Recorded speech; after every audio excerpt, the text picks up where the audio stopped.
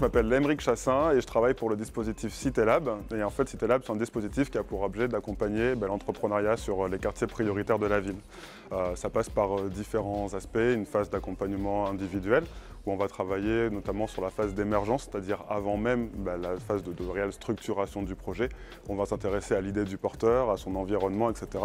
pour voir si en fait, l'idée que le porteur a est suffisamment mûre, si elle a besoin d'être retravaillée ou peut-être est-ce qu'il peut y avoir des fois des besoins de ce qu'on appelle désamorcer le projet. Donc là, on va essayer d'orienter aussi le porteur vers d'autres voies, d'autres alternatives. Mais l'enjeu, c'est justement de permettre aussi au porteur de pouvoir se projeter justement sur l'entrepreneuriat et de se dire, voilà, c'est pas parce que j'ai pas 50 000 € sur un compte en banque, un bac plus 12 en économie management que je peux pas monter ma boîte. Voilà. Il y a toujours des freins, il y a toujours tout un tas d'éléments qui font qu'effectivement ça peut rendre le parcours plus compliqué, mais pas impossible. Et l'idée, c'est justement de pouvoir lever ces freins-là un à un s'il faut, pour que la personne puisse se projeter au mieux dans le projet qui lui correspondra le mieux aussi.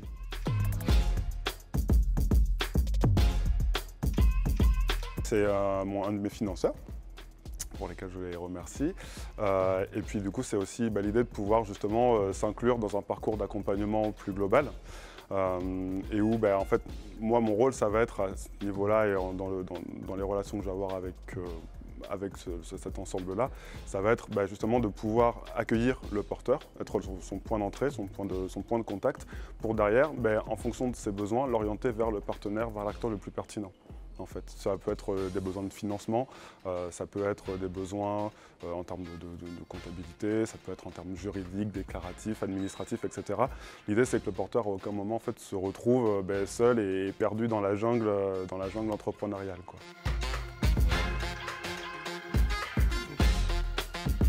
C'est une bonne question. Ça dépend ce qu'on entend par prometteur, déjà. Pour moi, en fait, à mon stade, au stade où moi je reçois les gens, je ne suis pas en fait dans cette idée où je me dis est-ce que ça peut faire du cash à la fin ou pas en fait. C'est surtout en fait, moi j'ai tendance à me centrer en fait sur le porteur. C'est-à-dire qu'on va déjà essayer d'identifier sa motivation. Qu'est-ce qui fait qu'il a envie de se lancer? Est-ce que c'est pour les bonnes raisons? Est-ce que l'entourage est cohérent? Est-ce que derrière il est soutenu? Est-ce qu'il ne l'est pas? Quels sont ses freins, etc.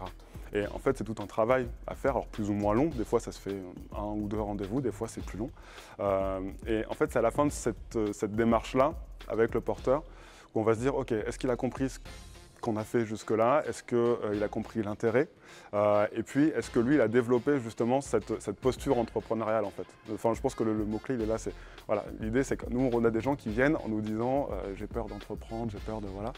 Et des fois, ils repartent en disant OK, c'est bon, là je suis prêt. Et c'est là que moi je me dis, là ça devient prometteur. À mon stade, un projet prometteur, c'est ça. Après, sur le plan économique, ça reste de l'entrepreneuriat, il y a toujours des risques, etc. Mais après, j'ai envie de dire, la magie, c'est eux qui la font, quoi.